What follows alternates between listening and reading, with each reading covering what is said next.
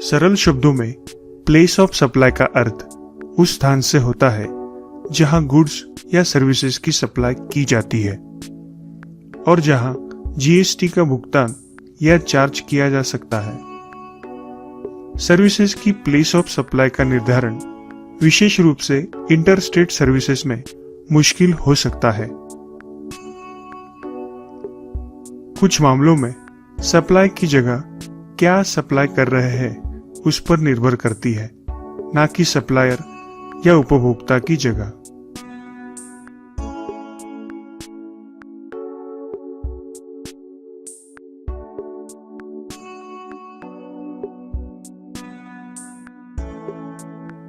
जब भी गुड्स और सर्विसेज की सप्लाई होती है तो जीएसटी के उद्देश्य के लिए प्लेस ऑफ सप्लाई को जानना जरूरी है। सप्लाई की जगह निर्धारित करता है कि किस प्रकार की जीएसटी का भुगतान किया जाए, क्या आईजीएसटी, सीजीएसटी या एसजीएसटी। और dealers input tax credit on purchase and output tax on sale का अकाउंट कैसे करें।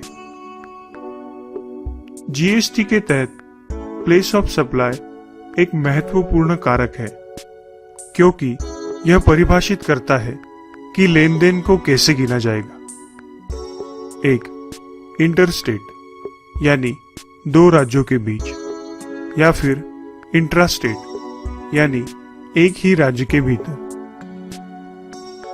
तदनुसार टैक्स की परिवर्तनशीलता अर्थात एसजीएसटी, सीजीएसटी और आईजीएसटी का निर्धारण किया जाएगा।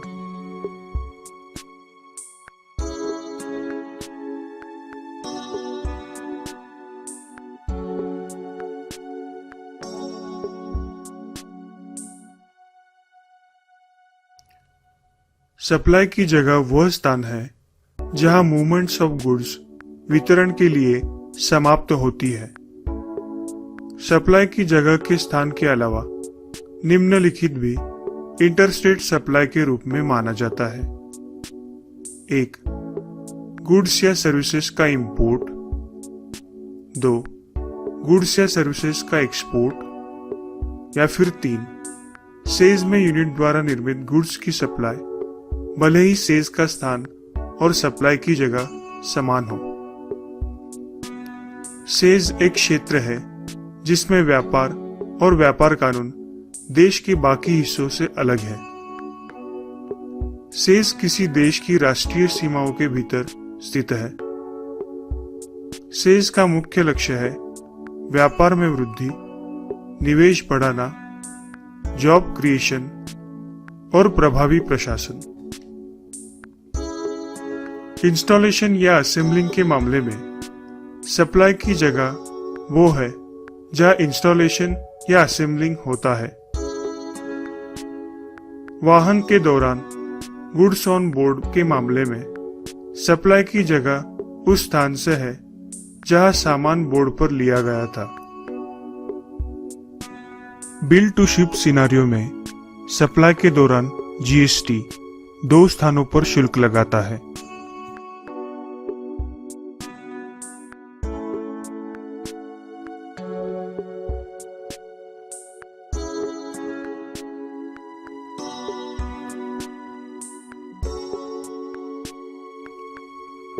जब सर्विस प्रोवाइडर का स्थान और सर्विसेज की सप्लाई का स्थान एक समान है, फिर यह सप्लाई इंट्रास्टेट है और केंद्रीय कर और राज्य कर को आकर्षित करती है।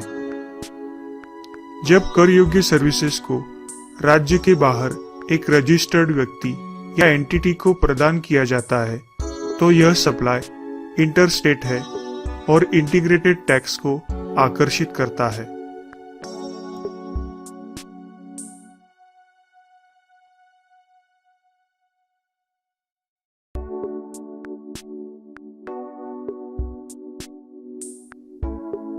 एक, गुड्स और सर्विसेज की सप्लाई, जहां सप्लाई कर्ता का स्थान और सप्लाई की जगह भारत में है, जैसे दो अलग अलग राज्य, दो अलग अलग संघ शासित प्रदेश, राज्य और केंद्र शासित प्रदेश,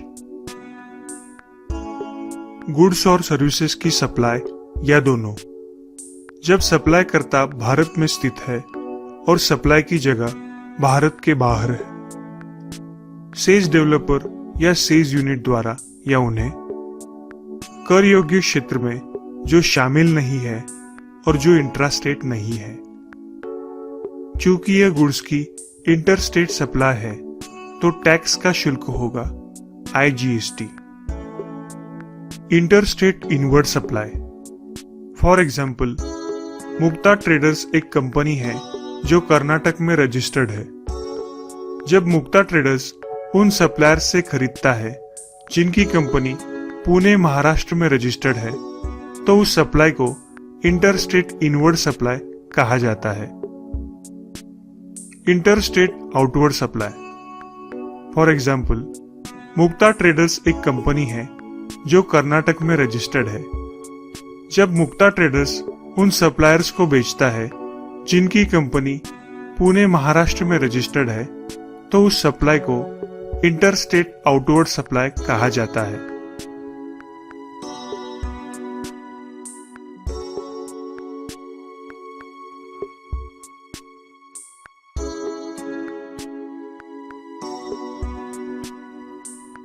गुड्स की सप्लाई, जहां सप्लायर का स्थान और सप्लाई की जगह एक ही राज्य में है।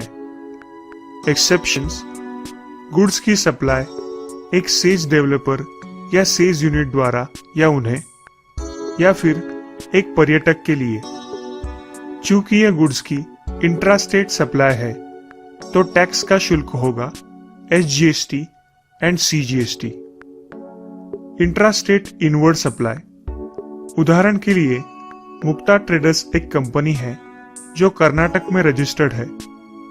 जब मुक्ता ट्रेडर्स एक सप्लायर से खरीदते हैं जिनकी कंपनी कर्नाटक में रजिस्टर्ड है, फिर उस सप्लाई को इंट्रास्टेट इनवर्ड सप्लाई कहा जाता है।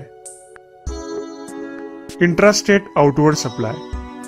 व्यापार के दौरान गुड्स और सर्विसेज या दोनों की supply by sale, transfer, barter, exchange, licence, rental, lease और डिस्पोजल और एनी अदर मोड से हो तो उसे आउटवर्ड सप्लाई कहा जाता है। उदाहरण के लिए, मुक्ता ट्रेडर्स एक कंपनी है जो कर्नाटक में रजिस्टर्ड है। जब मुक्ता ट्रेडर्स एक खरीदार को बेचता है जिनकी कंपनी कर्नाटक में ही रजिस्टर्ड है, फिर उस सप्लाई को इंट्रास्टेट आउटवर्ड सप्लाई कहा जाता है।